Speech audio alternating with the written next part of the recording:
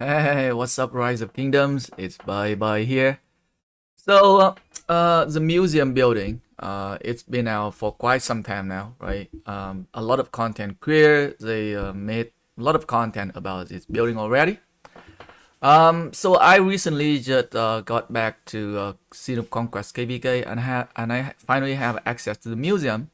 So I do want to tell you guys what I think about the museum, right? Which commander should you be getting or should you be focusing on? And what I think about some of the buff on this commander. Will this buff going to make this commander more viable, right? So first thing first, let's go and talk about Aethelflaed, right?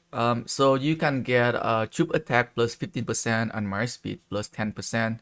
Aethelflaed is one of the commander, like a free-to-play commander that anybody can get expertise. And especially right when it comes to Scene of Conquest, Aethelflaed is still very viable for a lot of free-to-play player. She can perform very well behind either Richter, Saladin, or some other tanky commanders, and she provide an amazing debuff on the battlefield. Right, you can see that a lot of people still using her, especially in Ark Osiris. She is now even more viable with that march speed increase and the attack increase. Right, 100%. A no-brainer here for anybody just to unlock her, especially for free-to-play player. Right, I think Aethelflaed gonna be usable for you guys for a long time. So definitely get her relic, and very good buff for her as well. Right. Next one we got Julius Caesar. All damage plus 10%, march speed plus 10%. So Julius Caesar skill kits is not that amazing for open field. So like the only thing that will help him fight better is that plus 10% more damage. Like with just that 10% more damage, it's not going to make him magically better. Especially when other commander also get the same buff as well. Um, so like it is not worth it to focus on him early on. March speed bonus plus 10% can definitely be used in Ark of Osiris. A lot of people using him for reinforcement, right? So now he can bring more troop capacity and more march speed increase, right? So if you consider to be like using him for Ark of Osiris for reinforcements, then by all means get his relic for that 10% march speed increase. Next one we got Frederick, okay. Frederick with that troop attack plus 25%, skill damage reduction plus 10%. When you compare the two buff, right, Frederick buff is definitely stronger than what Julius Caesar getting. But when you're looking at Frederick's skill set, right? I mean his skill set is not that amazing either, right? So like, he has very high skill damage, but even like besides that, he doesn't have anything else. He does have come with a true capacity, a little bit of healing here. So that 25% chip attack plus like 10% skill damage taken reduction can definitely help him fight better on the battlefield. But like unless you have him expertise, right? I don't think it's worth it for you to get him just because he doesn't have any stat as of right now. So like with it 25% more attack and 10% skill damage, it will definitely help him, but um he's not going to be that like crazy good compared to some other existing commander that we have already, right? Next up we got YSG, okay. So YSG, like getting archer defense plus 10%, skill damage plus 3%, okay. So if you like an archer focused player and you running YSG as one of your archer marches like Nobu YSG, Ramses YSG, then definitely it is definitely a much needed buff for you to get to use on YSG. But let's say you're not using YSG as one of your archer march, but instead you are running your YSG behind your Martel or behind your Saladin or behind some of the other commanders. I mean, you don't have to get him right away, but you can definitely get him, right? And maybe in the future you might consider switching to using one archer march like Nobu YSG. This buff is definitely help you. But like if you are not going to use him as one of your archer marches, then you definitely want to leave him for later, right? Do not get him right away. Alright, next up we got Cao Cao, okay? Cao Cao, cavalry health plus 20%, active skill damage plus 200. Okay. When you're looking at like Cao Cao skill kits, right? Where Cao Cao at? Right. So Cao Cao has pretty high like active skill damage, single DPS, pretty good debuff as well for 3 seconds, right? He does come with like a March speed bonus here of 10%, cavalry attack plus 30%. He comes with some healing as well.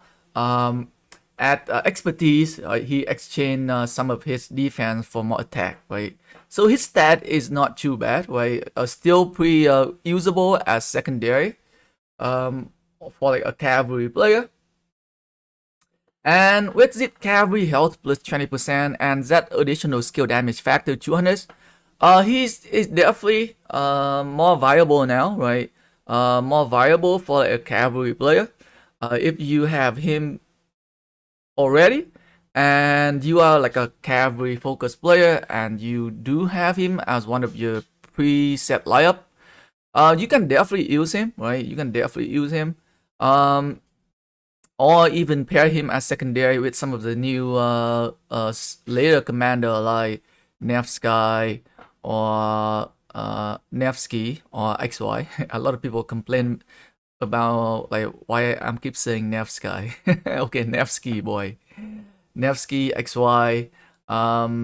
Could be right. You could be using him with Nevsky and XY, right? Viable, right? He definitely more viable now. Right? Can definitely be used on the battlefield. If you're like a cavalry focused player and you've been working on him, right? If you don't have him yet, then it's not worth to get him because there are so much better cavalry commander when you go to Scene of Conquest. Next up we got the museum buff for Richard the First. Okay, so March speed for infantry plus 10%, right? Counter attack damage plus 3%. Like in terms of like stat increase for fighting, right? Richard doesn't get an amazing stat increase. Like they do give him that March speed plus 10%, which can help with running faster, but in terms of fighting capability, like it doesn't give him a lot more, especially for someone like Richard who's lacking DPS a lot.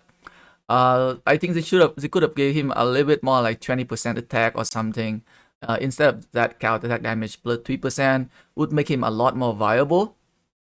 But his relic buff is so.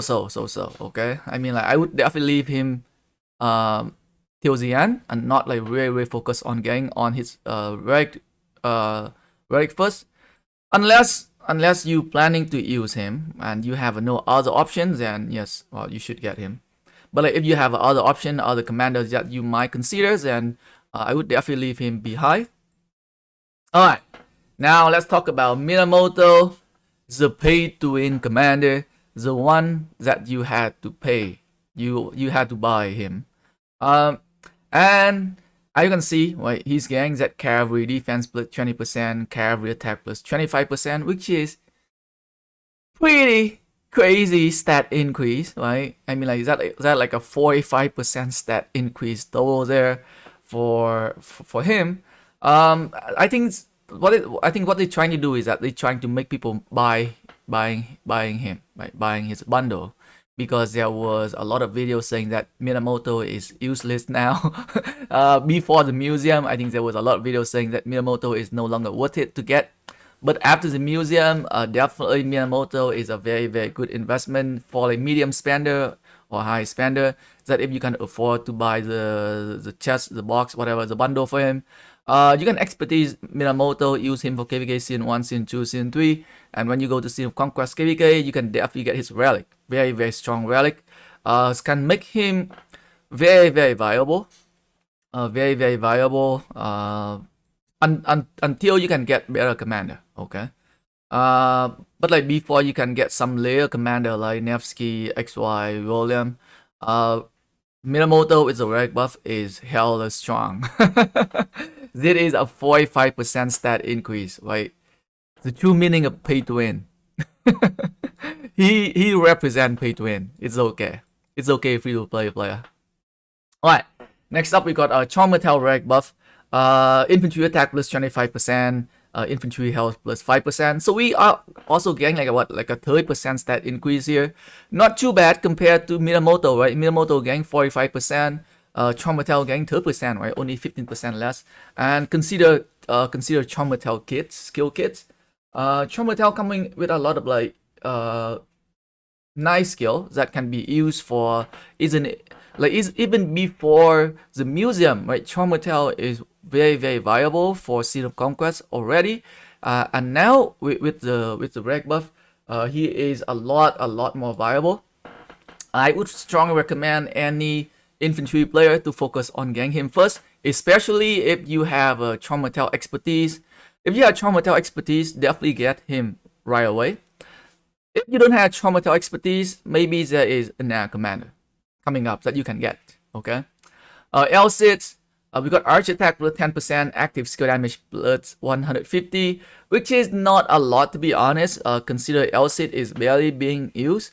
With 10% more attack and 150% more skill damage factor for single target, I don't think any archer players is even gonna consider using him. I think if they want people to use him more, they could have given him a little bit slightly better more attack or a little bit more defense. Because his skill kits is very bad. Cid doesn't do very well on the field, right? Like he does come with like a pretty solid like skill damage. With that like utility for disabling normal attack, but nowadays it's all about casting skill damage. Like he does come with some archer defense bonus, some march speed increase here, but like that relic buff is not going to help him a lot. Unfortunately. Again, 5% increased attack, 5% increased defense, 2% damage to infantry unit only. It's not like an amazing. It's not like an amazing relic buff. For me to even consider like putting him on the battlefield, unless you have no other option for an archer player. Hannibal Barker, right? Hannibal Barker is also getting a pretty solid relic buff as well. Troop attack plus 25%, normal attack damage reduction plus 5%, right? So very good buff here against another pay-to-win commanders, getting pretty solid buff.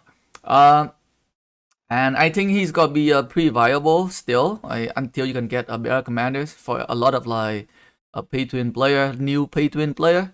Hannibal Barker, right? Can be used in Sea of Conquest. Until you get better commander, okay? So you might consider getting him early as well. Alright, next one is going to be Mehmed, right? I would say Mehmed is one of my favorite, like, golden key commander. Just because he is very easy to use, and he fit in the current meta of like massive skill damage. Even at 5511, right? He's pretty much you can pretty much use him at 5511 because at level 5 you got that almost 1200 skill damage, AoE skill damage, which is very good for open field. His second skill gives you that 20% attack bonus and 20% skill damage bonus, which fit in. He fit in the current meta with like a lot of skill damage, crazy amount of skill damage. If you pair him as secondary to any of the high skill damage, a little high skill damage commander, he just like elevates that commander even higher, just because of that skill damage bonus increase working for both commanders. So like with his relic buff, right, it make him even more viable, right? 20% more troop health, make him more tanky. 5% more skill damage, make it to total of like 25% skill damage total coming from him. Pairing Mehmed with any of the list commander will just make them just dishing out so much skill damage. Overall, it's just crazy. Okay, so like, I would strongly recommend anybody to just focus on Mehmed first. Unless, let's say, if you're like an infantry player and you have expertise Martel, then you go on Martel first. But other than that, I think Mehmed is definitely a very solid choice for a lot of players. Work very well with the current meta. And for myself, I think I would definitely unlock him first and go start using him. You can You can use Mehmed as secondary to XY, Scipio, the new legendary Scipio, Nevsky, Saladin, right? Or you can even run him with some of the archer commander as well. So very, very viable, very, very versatile now, right? With the new Relic buff, Mehmed II is a very, very good option. So let's go ahead here and unlock Mehmed, so that we can start using him. So we got 2 commander unlocked, Mehmed and Aethelflaed. The next one is gonna be Martel for me. So let's talk about Mulan, okay? Mulan with that troop health plus 10%, skill damage reduction plus 10% will make her a lot more tankier than she was before. And I would say now it is safe to say that Mulan can definitely replace Joan of Arc. Right? So before, I think Mulan wasn't able to perform very well with compared to Joan of Arc. But now with the red buff from her, will definitely make her very, very viable. But like unless you manage to get her with unless you manage to get her expertise, right? I mean, not many players have Mulan expertise anyways. If you cannot have her expertise, I still not recommend you guys to get her relic until very, very later on when she is usable, when she can replace Joan of Arc. Like if you don't have her expertise, right, don't even think about getting her relic, okay? Okay, Charm Magnus, right, super attack plus 30%, skill damage factor plus 300, right? I think they definitely want to see more people using him. But in my opinion, right, he's still pretty trash. He is still pretty trash because his skill kits, he doesn't have anything. He doesn't have any utility. He doesn't have any crazy stat increase, and his skill damage is not that amazing. We're gonna do a double check again on Charm Magnus. Okay. I mean, like 1400 single DPS with nothing here. 10% to deal 1000 damage. This one has to do with rally. This one like skill damage increase, but like not that amazing. And the expertise skill has nothing to do with open field, right? So definitely not the best choice to invest your relic on. Ragnarlord Barker, troop defense plus 20%, normal attack damage reaction plus 10%, which is pretty solid, right? Pretty solid in terms of like stat increase. But like he also one of the new like golden key commander, right? I don't think that many people can expertise him yet, even on my main account. How far can I get him? Even on my main account here, right, I only get him at 5500, right? So I think that is one of the reasons why he's getting a very, very strong buff, because not many people have him expertise. Unless you're in like a mega spending alliance with a lot of like golden chests every day, then maybe you could expertise Ragnarlord Barker and kind of use him. Like if you don't have him expertise, then yeah, don't even think about it. So to sum up, right, for this video, I would say some of the commanders that I recommend you guys to invest on early. Definitely Aethelflaed, right? Aethelflaed is definitely early on. Mehmed is for pretty much very, very versatile now with the red buff. A strong recommend, right? Work very, very well with the later meta commanders. Nevsky, XY, Saladin, whole bunch of commanders that can work very well with him. Martel is definitely a must get for any infantry focused player. For cavalry player, right? You could go with, if you have Minamoto, then 100% getting him, 100%. Cao Cao could be a decent option as well, but I would definitely get Cao Cao if you like a cavalry player. I would get Cao Cao after Mehmed II. Okay, the Mehmed II is gonna change how you fight. He's gonna give you a lot more kills compared to Cao Cao.